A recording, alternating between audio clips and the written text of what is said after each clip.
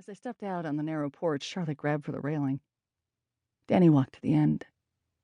It was only about 8 feet across and maybe 3 feet wide, but from their perch they could see the ocean.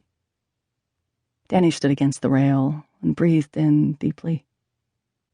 The smell of the ocean always calmed her. The waves were beautiful, although this early in the spring they looked pretty rough. There wasn't a soul on the beach. Dani turned to ask Charlotte what she thought of the view, but she was gone. Dani found her downstairs, inspecting the 2 smaller bedrooms. "I think I'll take the lavender room. It's really me, don't you think?" she called from one of the rooms. Dani walked in to admire the room. Lavender walls and a soft gray carpet. The collection of throw pillows on the bed rivaled the mound on Charlotte's own.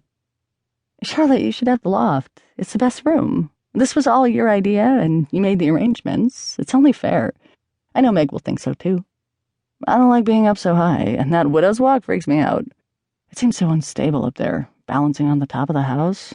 Besides, I love this room. It's me, completely. You take the loft." "I'll wait to debate it with Meg.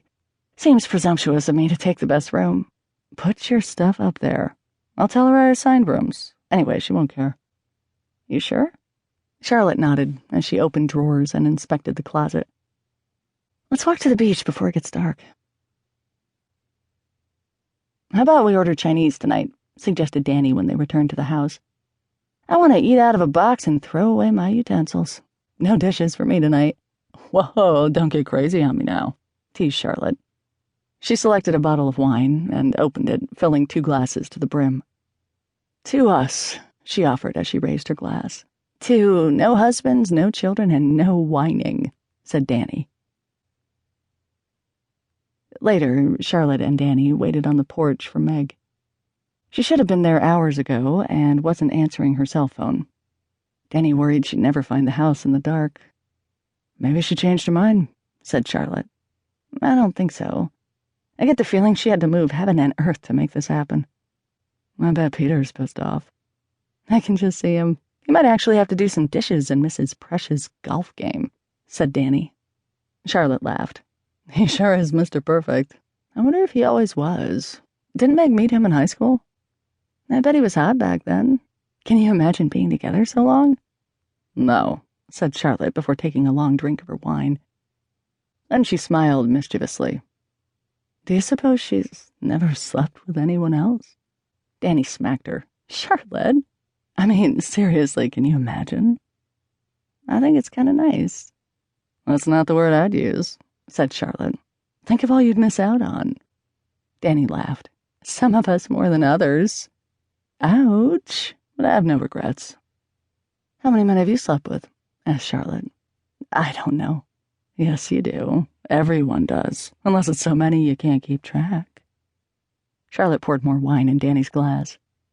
"Let me think." She took a sip of wine and started counting on her fingers. 5.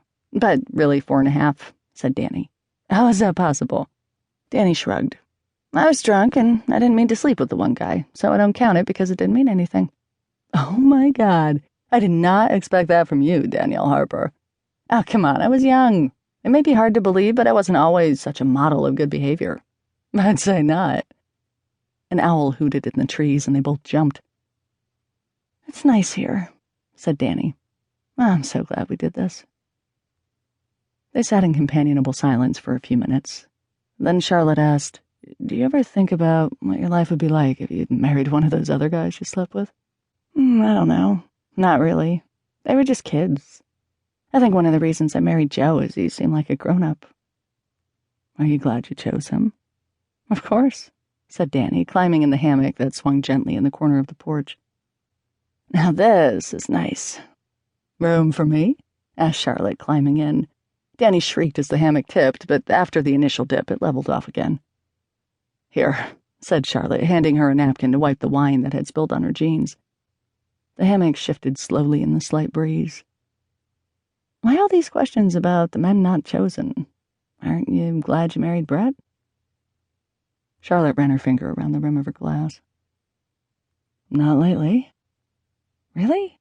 I thought you two were happy."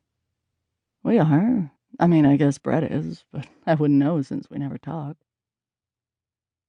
"How is that possible?"